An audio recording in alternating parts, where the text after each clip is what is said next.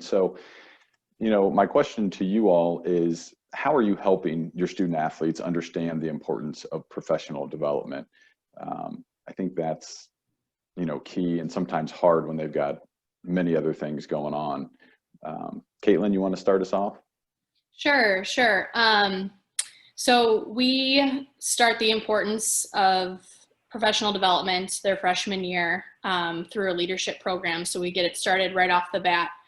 And then going into their junior and senior year, we've developed a career development program called Beyond UAB. So Maurice, a couple minutes ago, you talked about their life beyond athletics. So that's kind of, the word beyond is really important to us at UAB. But this is for juniors and seniors. And I guess you could say it's a career development program, but also teaching them the importance of financial literacy. It goes into it as well.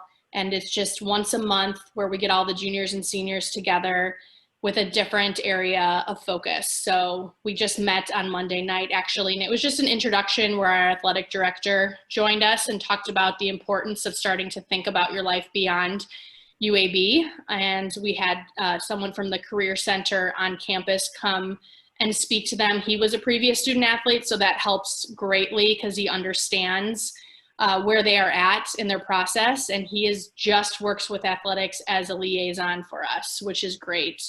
And then next month will be resume building. The month after that is networking. January's financial literacy, and we end with our student athlete only career fair. So even though it's only once a month, it's still something. And just when they think, this is too much, we're asking too much of them, it's just once a month. But we do feel like we're giving them the proper preparation, and they do go through it junior and senior year. That's great. I think obviously starting that freshman year is key, but then also having that buy-in from the top down with Mark coming in and speaking with the group is key. Maurice, what about up there in Michigan? We have an approach, a model, engage, educate, connect, experience. And to Caitlin's point, the first year student, we have to engage them early, right? I mean, they're coming from different places, and many of our student athletes, all they know is why they're there. They're at Michigan to play a sport. We work with our leadership development team, Brian Townsend and his staff, and it's really exposing our kids, right, to life outside of the sport, right? We like to look at it as a parallel plan. As you're preparing for that first year of college, which is going to be challenging, should also start preparing for not only academic, but what does it look like outside of that? And how do you take all those intangibles and those skills that got you to Michigan and use them to enhance? We, again, started early with our first years. We create a game plan, which would be like a 4-year action plan for our kids, so they kind of know what the contract is, what the expectations are their first year, their second year, the third year, and the fourth year. We believe it's, we have to be inclusive, we have to be holistic, because that whole life cycle development of these student athletes, they're going to develop each and every year, right? And so that's how we're doing it. We got to engage early. And when me and my team were meeting, we don't talk about sports. We don't ask them anything about, we know why they're there. It's really about them. You would be surprised how many of them would say, no one ever asked me about me. Right. No one ever said, what is it I really want to do? And so that's how that conversation starts in that professional development. Well, and I think too, you probably, once they come and see where you're coming from and you engage them on their level, meet them where they are, right? It's not just another conversation about the game last week. It's, more about the individual themselves. I love that. Exactly. I love that. Similarly to what Maurice and Caitlin said, at GW, we have a 4-year scaffolded model where there is programming built in that we actually do mandate our programming, and it's only one mandated program a semester with supplemental team workshops along the way.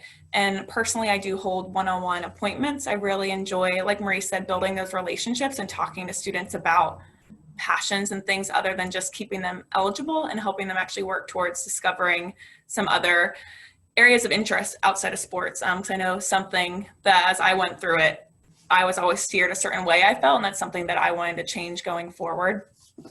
And one thing that's unique at GW is that we actually have a position that was funded by a donor that only works with professional competencies, so similar to the NACE competencies, if anyone's familiar. And their role is to help incorporate these competencies in all our programming and with all of our different teams, and really just get people speaking the same languages. And like what Maurice said, a lot of our students have the skills. It's just helping them realize where they develop them and putting the same language to them. So a lot of our work overlaps, and we really try to get those competencies and that similar language happening in all of our appointments, our career programming, our leadership programming. So when they start to realize that when it's junior year and they think they don't have an internship or that they don't have this experience that deserves to be on a resume, that they actually have really great tangible skills that people want to hire for.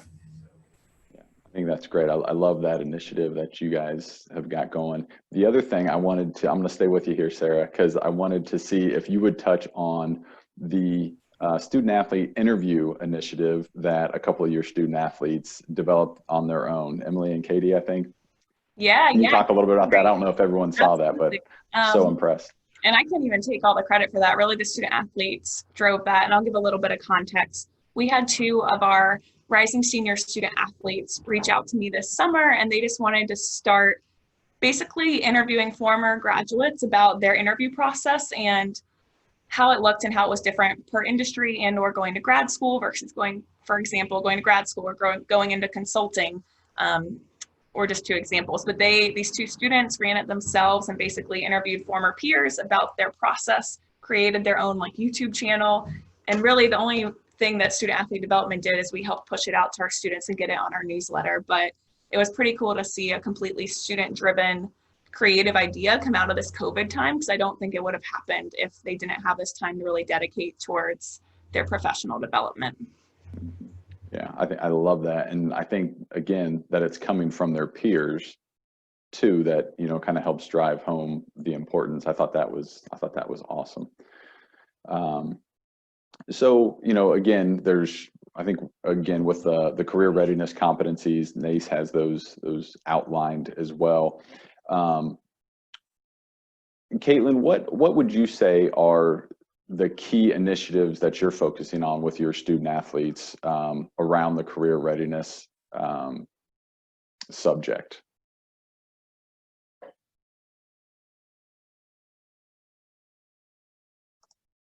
We focus one time a month, but I think the one thing that we really try to focus on is how to best represent themselves as a student athlete, and putting that on paper, or putting that in an elevator pitch, or putting that in a conversation with an alumni about networking.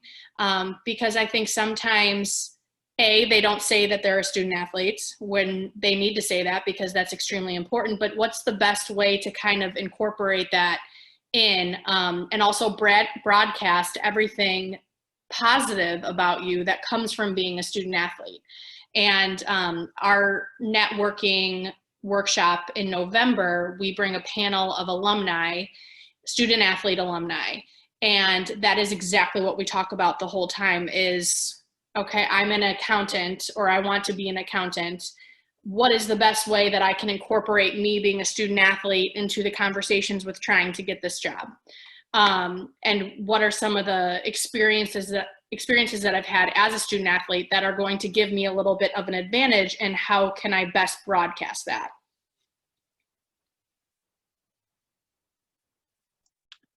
That's great. The other thing, Caitlin, I think you mentioned, maybe it was when we were talking one-on-one, but how your AD, Mark, came and hosted was it an interview workshop or presentation skills? Can you talk a little bit about that maybe?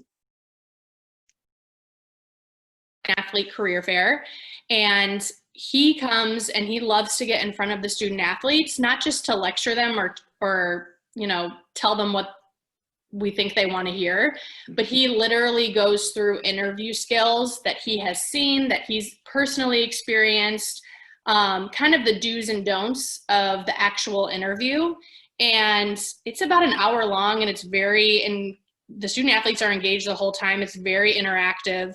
And I think it's important for the athletic director to get in front of the student athletes to do those kind of personable things to get them ready for the interview process. Yeah, and I think it's got to be great for the student athletes, again, to see him up there, you know, pouring into them and sharing insights from his experience too. I think that's just great leadership. Yeah. Maurice, I know you got kind of the 4-step process as you outlined a little bit with the career game plan, but are there any keys within that career readiness that you tend to focus on more than others, I guess, maybe? Well, I think it's, again, we kind of mix everything, you know, talking to our students about what's important to them, right? Trying to get them to understand. So think of it like this. It's this model, this idea that I've been, you know, thinking about using for, I don't know, 30 years. It's this life design model, right? And in that model, 3 major components, if you all think about where you are in your careers, it's based off the experiences that you've had, the exposure to people, places, and things, and the network, right? And the network.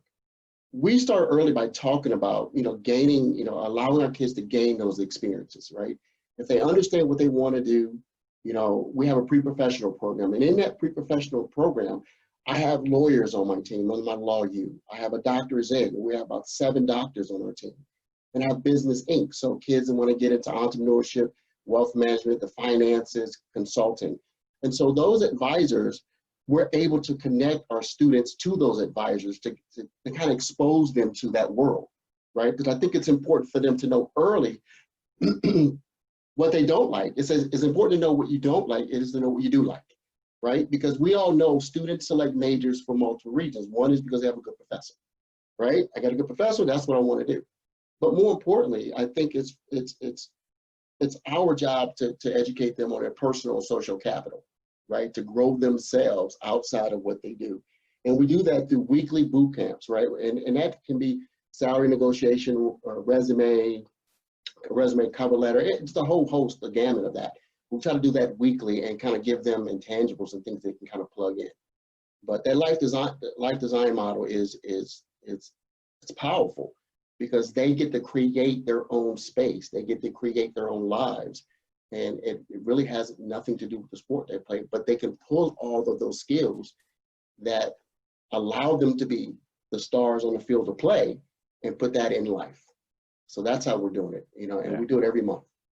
Yeah, that's good. I think that consistency and then also trying to develop that identity outside of life on the playing field is key. And Maurice, I'm going to stick with you here too. You talked a little bit about engaging those other partners. What other ways are you engaging alumni, maybe donors, community partners, those types of constituencies? Well, we work with our development team. You know, development's job is to go out and find those donors and alum that are willing to support the programs of the athletic department. And what we find is many of them are willing to support, many of them help. So we work with our IMG folks in our marketing, right? So we have companies that want to be a part of Michigan athletics. So my question is, if you want to be a part of the department, can you hire our students? Right. And so now we're having that conversation. Yeah, you're coming in as branding, but you can also,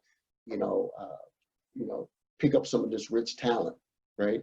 Our AD, Ward Manuel is amazing because, he'll have donors and alum and former alum come back to him and he'll, with opportunities and he'll send that down to me. We work with our academic support staff. They know their students and they may have, former student athletes who are doing amazing things. So we just have, people coming at us with different opportunities, and that's how we're able to do it, using it, doing it as a team. Yeah. Well, and the other thing too, and I follow everything you got going on up there, the employer showcase, I think is great too. And I know that's one of the things we talked about, how you try to keep those students engaged is bring in some of those big name companies to speak with your student athletes. And I think that's great. Yeah. And that's part of that exposing piece, exposing them to what, you think of ESPN, all they know is what they see on TV. Right. They don't know what's behind the veil. They don't know about all the opportunities that you may have at ESPN. And now after those conversations, they're able to see themselves working there. Yep. You know, because Yeah. culture is important. Culture is important. So.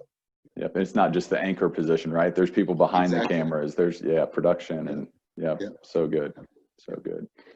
Caitlin, what about you? How are you engaging your alumni and community partners in that professional development process? Very closely with our Blazer Boosters, our development office. And anytime we do something that's monumental with community service or any programming or anything that we want to kind of brag about our student athletes, we will send to our Blazer Boosters office, and they send that out. And then also having them come to that panel in November. I wish we could do it more often, because that probably is one of the most impactful things that we do. The student athletes moan and groan about not wanting to come, but then by the end, we can't even get them to leave because they're waiting in a line talking to each of the alumni, which is really, really cool to see.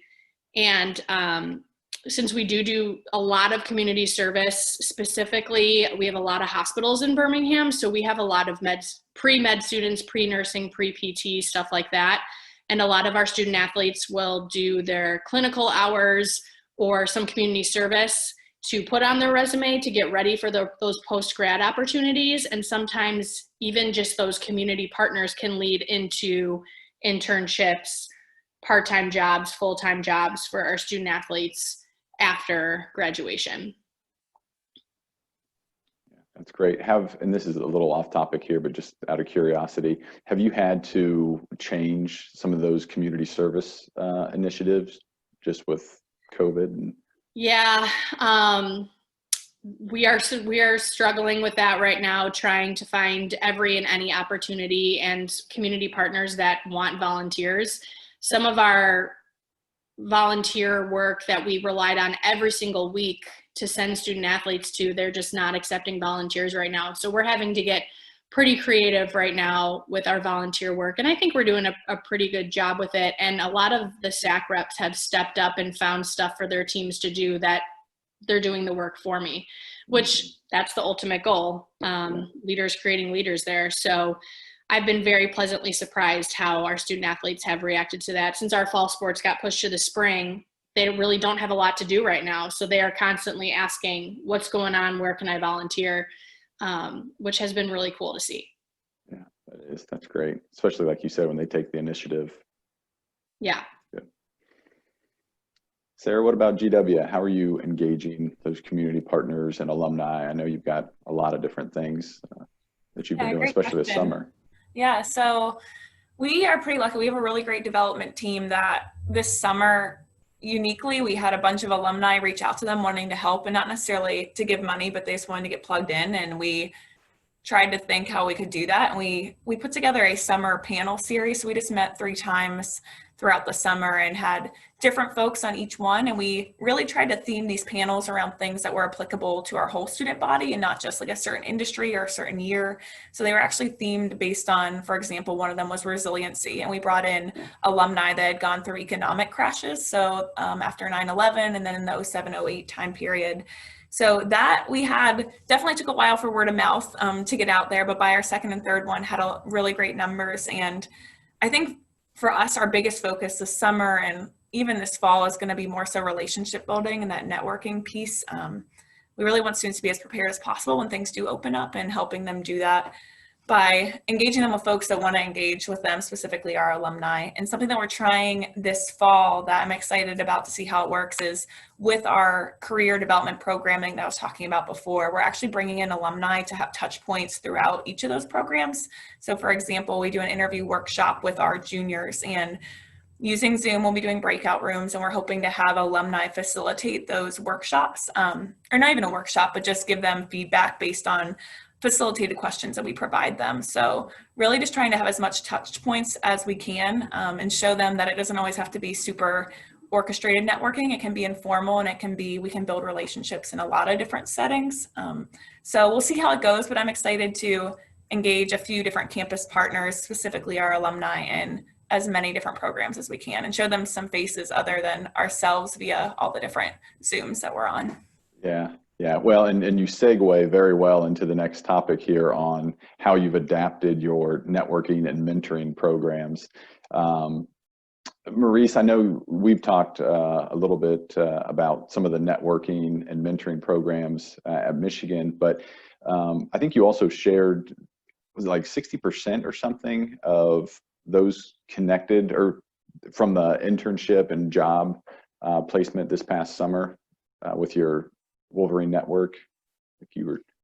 Yeah, so we have a platform, it's called Wolverine Network. So think of it as the athletic LinkedIn. The host is called People Grow. We're on our second year, and the goal was 60% response rate. And what we found is, as our student athletes reach out to our former athletes, they're responding. In the midst of COVID, we had over 20 of our student athletes find opportunities late summer. When students were, jobs were being rescinded, people were actually losing jobs. And why is because teaching them how to network, right? Mm-hmm. We understand that over 70% of people who have opportunities based off referral. So, I'm so excited about our alumni. They were able to, they met the call, they met the charge, and they said, hey, to your point, Sarah, we want to help. How can we help? And so we had to be creative. My employee relations manager, Cody Riffle, phenomenal job at, educating them on the things that they can do. What about a virtual opportunity? What about, it's hard to do shadow, but let's create some programming, maybe some consulting work. So we've had, a number of our students able to do that. And the Wolverine Network it's powerful, and our kids also have an opportunity on the platform to go to another hub and to connect with that large Michigan alum. So they're getting help on both sides. So. Yeah, just that. I mean, that network is huge at all these institutions, and being able to tap into it, I think, is such a tremendous resource. And again, not just throwing them over the fence saying, "Hey, here's a resource, go figure it out." Here's how best to utilize it and what to do when you do connect. I think that's great. One of my goals, Jared, is has always been for our alum to give back, right? I believe it, as much is given, much is required, right? So if we give them a lot, they'll give back time, talent, and/or treasure. And I'm finding that to be true. Recently, we had a number of our former alumni create a young alumni council. So these are former student athletes that graduated last year and I think 5 years out. Now they're back, they're forming their own council. They're like, hey, we want to help the current student athletes, right? And we want to partner with the MAC, you guys, so that, because we've used your services or not, but we understand that it's not a prep program. You actually have a career center and athletics. So our current student athletes need to understand, the service that you have. I mean, that's amazing for alum. So my I guess my wish is coming true, right? Right. They're leaving and they're saying, I want to give back. I don't have a check to write. You know what? I can talk to my employer and say, hey, you want another Wolverine? Hire another Wolverine. Or how about I just be a mentor? So excited about that group as well. And it's really just through this COVID. Mm-hmm. Yeah, it's so good to hear. And I think obviously we all would, from a financial standpoint, we'll take the donations, and, athletic development is key to keep these programs funded. But, if you can engage, especially the young alumni in that way, they're going to stay involved with the program, and over time they'll be in more better position to financially support. But man, that's invaluable to be able to have them, essentially an extension of your team. Caitlin, from a mentoring standpoint, I love what you guys do at UAB with the athletic staff mentoring. Can you talk a little bit about that?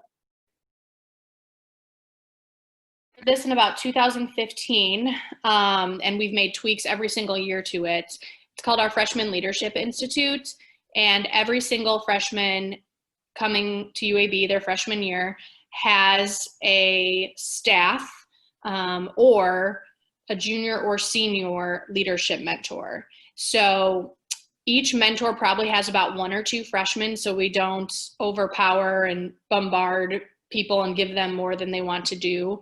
But It's a curriculum of about 10 sessions, one-on-one mentoring, everything from core values, time management, behavior, skills. What else do we do? Goal setting, servant leadership, the importance of servant leadership. And we just go through each session one by one, meet 2 to 3 times a month. And not only are you starting to develop their leadership skills and get them acclimated to being a student athlete and on campus at UAB, but you're pairing them with someone that has nothing to do with their sport. So a men's basketball player will get someone in Blazer Boosters, or an academic advisor that isn't theirs, or we have a bowling team. So a bowler will get a men's basketball coach. So they're having a mentor that they would never communicate with outside of their sport if this program didn't exist. And especially for those smaller sports like tennises, golfs, we have a bowling and rifle team, like I said, they don't have fans ever. And it's a way that they can at least have someone in our athletic department that isn't supposed to be at that event to cheer them on. And it's really cool, and they can develop that relationship way past freshman leadership. They're 4 years into UAB. And this year is the very first year that we're having juniors and seniors that have already gone through freshman leadership be mentors for the freshmen. So that kind of 360 leadership going on. And I've been waiting for that to actually feel comfortable doing that. And it's going pretty well so far. Well, and again, too, you're setting up both sides, you know, the incoming freshmen, and then also those mentors with, you know, it's not just throw them in a room and hope something good comes out of it, right? It's that structured, consistent approach that is producing, again, the results that you've been waiting for. Now those juniors and seniors can come and give back just as you designed it to do, right? Yeah, it's been good. That's great. So what, you know, and again, maybe this is probably more for Maurice and Sarah, because Caitlin, I think you had mentioned as far as virtual engagement, you know, really aside from just a bunch of masked people running around, there hasn't been a lot of change on campus for you all. But Sarah, you talked about how you're kind of restructuring some of your programming and around the virtual to enhance virtual engagement. Can you talk a little bit about that? Yeah, absolutely. So unlike Caitlin, we're like the complete opposite. We are 100% virtual. So all programming, all students have limited students on campus as well. So we are trying to be as creative as possible to try to get some engagement with students. And I won't say it's perfect, and we'll see how it goes, trial and error, but we really wanted the approach that we wanted to maximize our students' time, whether that's shortening sessions, but increasing engagement other ways, really wanting to make sure that they get something, one key takeaway from everything that we do throughout our programming, especially online when they're going to be online for pretty much everything, even some practices this fall. So really our approach to a lot of our specifically career development programming and our leadership programming is we're kind of taking a flipped classroom approach. And by that, I mean, we're sending some pre-work. Maybe it's a TED Talk that they have to watch or a short article or something like that. Specifically, I'm thinking for our Leadership Academy that we will then engage with during the session. And our hope is that in order for them to participate and engage, there has to be a little bit of that pre-work, but also it allows us to not have to take, for instance, what used to be an hour-and-a-half program. We're going to cut it down to hopefully 45 minutes, but get really, really great discussion out of it. And our hope is to make smaller groups. So we will probably start in a big group session and break into smaller cohort groups and try to have similar cohorts for each of our programs. So then there is some sense of community building, and especially for our first years, they get to start recognizing some faces, because really that's, I think, our target audience that we're worried about the most is our first years that haven't ever even stepped foot here at GW and are trying to build some type of relationship with folks around campus. Mm-hmm. And do you all have some type of like a summer bridge program as well? So not a formal summer bridge program, but we do have something that our academic advisors do that's called the First Year Experience Program. And it's when they go in and meet with certain teams and really take them through certain resources on campus. So not a formal bridge program, but it is a few different meeting points with academic advisors that are not their advisors, and just an exposure to resources that could help with the transition. Yeah. Maurice, I know you've been getting creative up there trying to, I mean, I think you've got great engagement. Would you 700 of 900 student athletes are involved with the program, but, you know, always trying to enhance those numbers. How have you been creative in ensuring that engagement for your student athletes? I think for start, and Sarah, I would agree. It's challenging, right? It's definitely challenging. We were pleasantly surprised this summer. Since March, our engagement is, I mean, well over 35, 40% of the kids who, you know, we're talking to students that we probably would have had an opportunity to speak with because they weren't competing.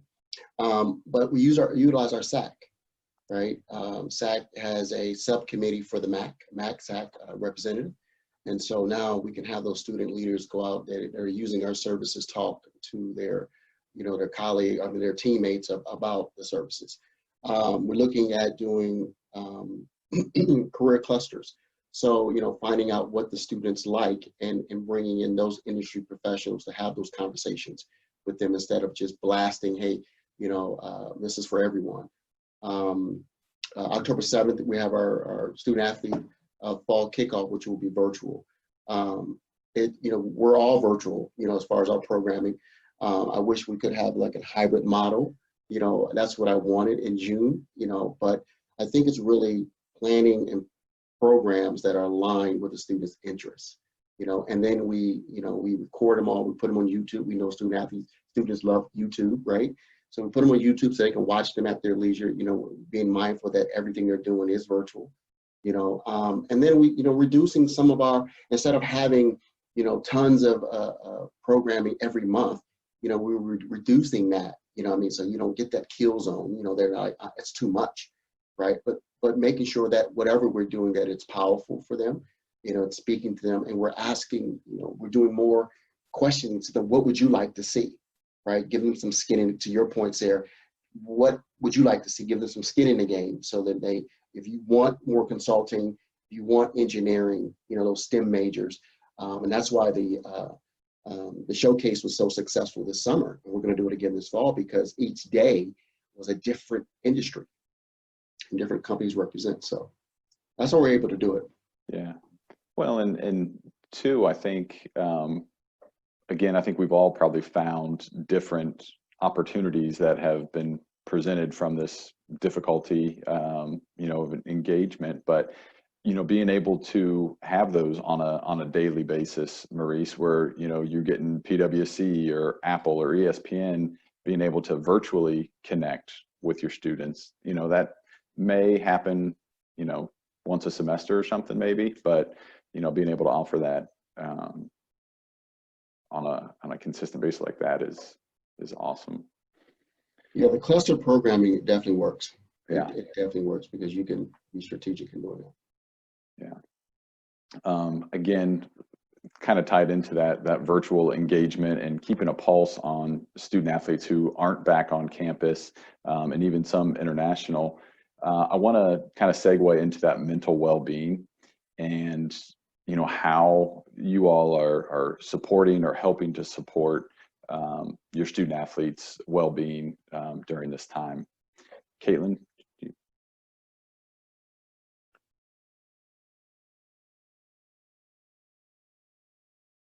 So we have a mental health team within our athletic department, and it's myself from a student athlete development standpoint, my supervisor who's in charge of academics, our athletic trainers, counseling on campus, and then our team doctors as well. And to be very transparent, we should meet more than we do. I think we meet about once a quarter. But it is nice that we have this group formed for our mental health initiatives, and so that we're all kind of in the loop, because I think a lot goes into mental health as far as different departments. And it's nice that we all are on the same page about things, and when things do arise, that we have a structure to how it needs to happen. with that being said, our on-campus counseling services, just like we do for career development, we have someone who is an athletics liaison, and she is swamped and definitely needs more help. And it's something that I think is a problem, and I think we definitely need more for our student athletes on staff as an athletic department. I'm sure a lot of people could say that about their places, but at least we do have her as our athletics liaison. Yeah, it's great having that direct point of contact for sure. Sarah, I loved what you said last week when we were talking, that we're all in the same storm, just in different boats, right? Yeah. And you can talk a little bit more about that, but I also loved how, you said it's not necessarily under or within your department, but that it's something that you love to do, and it's, just being there and listening. Yeah, absolutely. And I can't take credit for that quote. I heard it at a conference this summer, and that's all right. I'll give it to you. But yeah, kind of similar to Caitlin. Obviously, we are funded a lot different than a Michigan, and we wear a lot of hats. But specifically under my unit, we do not oversee mental health, but obviously it's still a focus. We have a great health and well-being team that does separate programming and collaborates with our campus office, and really brings in, again, a liaison, and we have those relationships. But obviously I would love if we could have a sports psychologist in-house. We just don't have that capability right now. But one of the biggest things, I think, as someone who does hold one-on-one appointments and has a lot of personal relationships with students, is really just being an active listener. And like I said to you when we talked before, we are all experience this very differently. We have students, like I said, that are here in the district. We have students that are all over the world right now because they didn't come back, our international students versus our students domestically. So for me, I found that this summer, I was just struggling with priorities when I had things to do, but really I felt the need to sit with students and talk to them when we had a career appointment about a resume, when there were a lot of bigger issues going on. So I think specifically in my role, something that I held very dear was that time with students and also staff right now. Like, there's just a lot of challenges, especially us not knowing when we'll be returning to the office, if and when. So just holding space for there to be uncertainty and not being great every single day. And for me in my role, being able to point them to resources that maybe I'm not them, but knowing the experts on campus, people off campus that I can point them to, and just knowing that there is help. And I'll be there for them as much as I can, but I'm not necessarily the professional resource for them. Yeah. And again, I think sometimes they don't always need that professional resource, right? They just need someone who is willing to sit and listen and just kind of help them talk through what they're going through. Yeah, that's good. Maurice, I know it's kind of a team effort, as a lot of things are there at Michigan, but what are some specific things that you all are working on in this realm?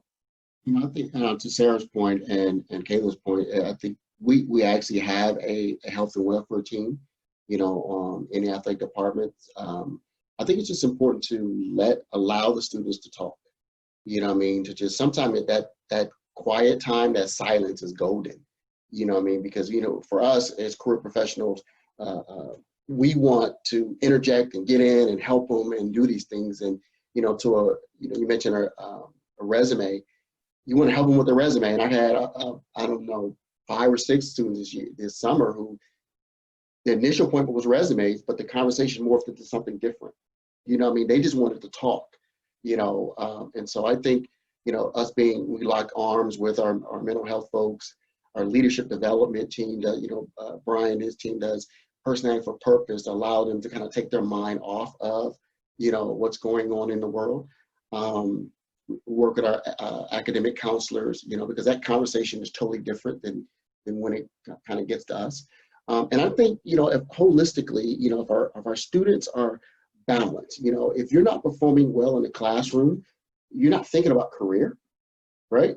And I'm not performing on the field because I'm struggling in the classroom. So that's where the academic counselors come in and help us, right? If I'm struggling with someone on my team, that's where our leadership development team comes in and teaches them how to manage those expectations, right? To kind of lessen that. And then if you're worried about what I'm going to do for a career outcome, That's where we come in. So now they know, that I know what I'm going to do. I put it to work. Now I can go play my sport with confidence. Now I can go to the classroom because I'm doing well. I think it just kind of all works together, for that student development piece. And we're always, we don't talk as much as we should. We're actually working on a new model for our student development, so it's more synergy. We're all doing amazing things, but we want some synergy. So when our first year kids come in, they don't see a difference. They just see that continual line of personal, professional development. And so, you get a big school, you got big problems, right? You got a lot of kids, you got 900 kids, and then, then this hits. So I think we're doing a great job. There's always more we can do. We are not there yet.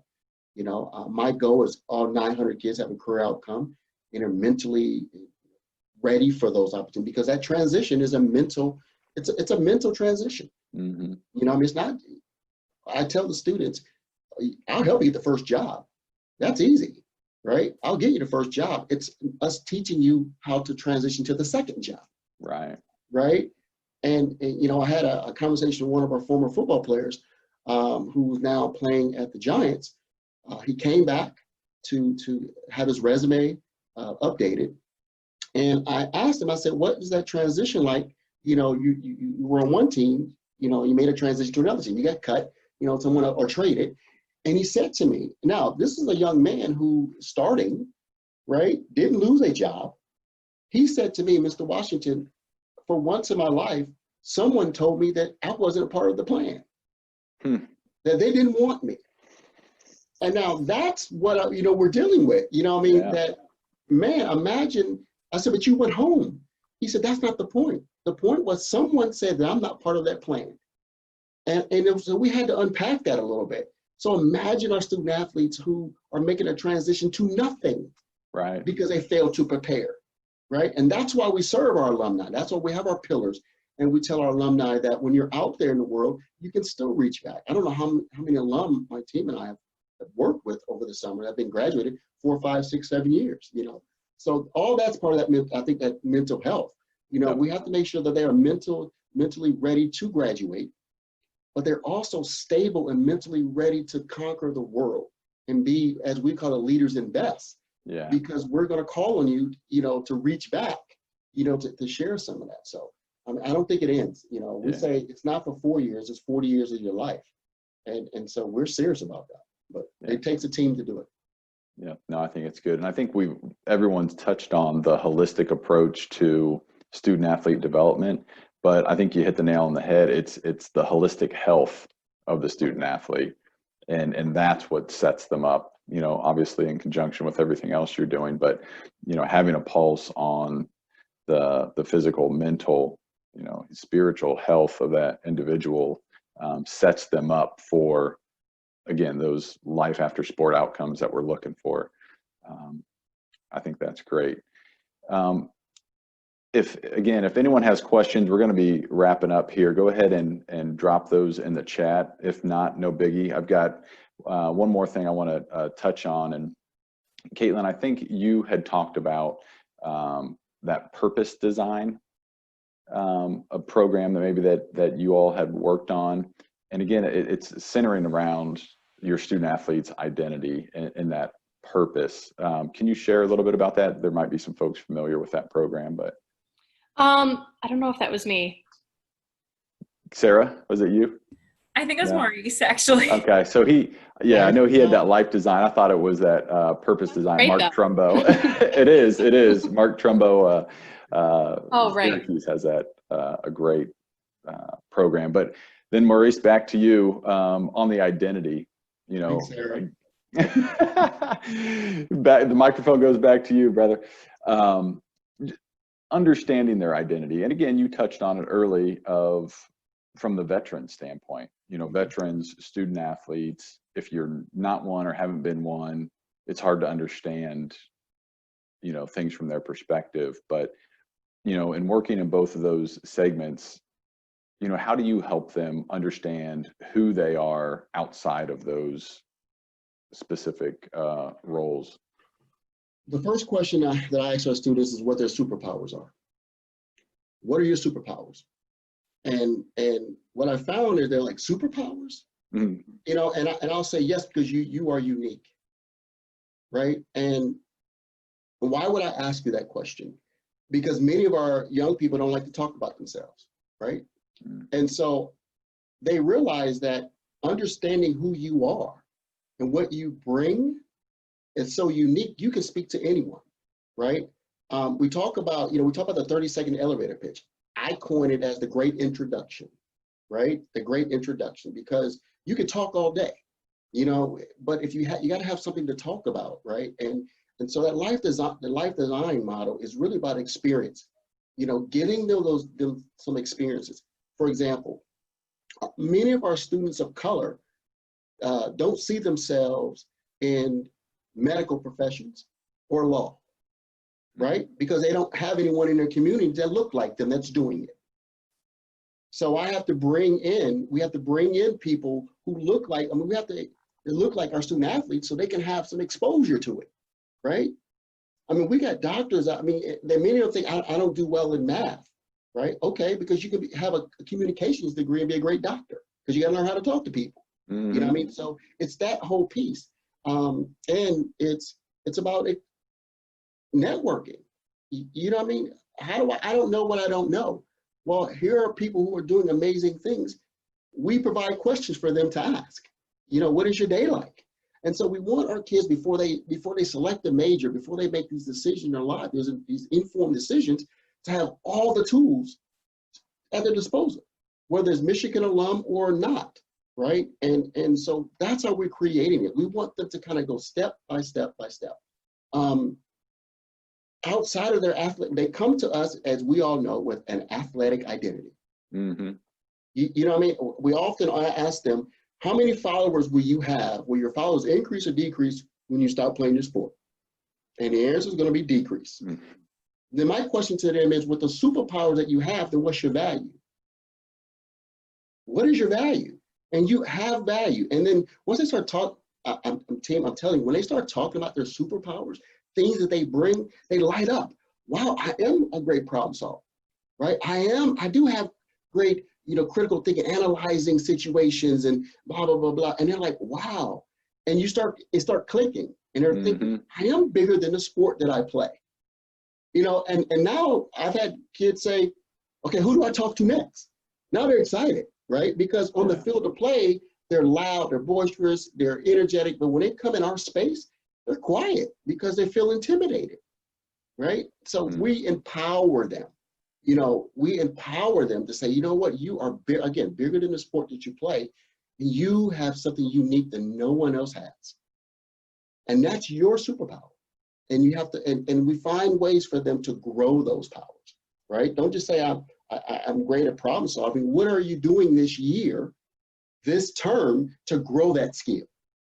Put yourself, we work with our community engagement team, find places, in your life, this year that you can grow those skills so you can have those really constructive conversations. That's how we do it. It's amazing. Good, man. You just really watch it happen. That's good. Yeah, and then to see it actually stick, right? I mean, yeah. That's awesome. Well, I greatly appreciate each one of you, and I thank you all for taking the time to join us today. I'll send out a recording of this, as well as I'll compile some notes and some resources from our panelists and send those out later this week for each of you, and you can share amongst your teams. But if you're interested in learning more about our new GradLeaders athletics platform, or would like to see a personalized demo, visit gradleaders.com/athletics.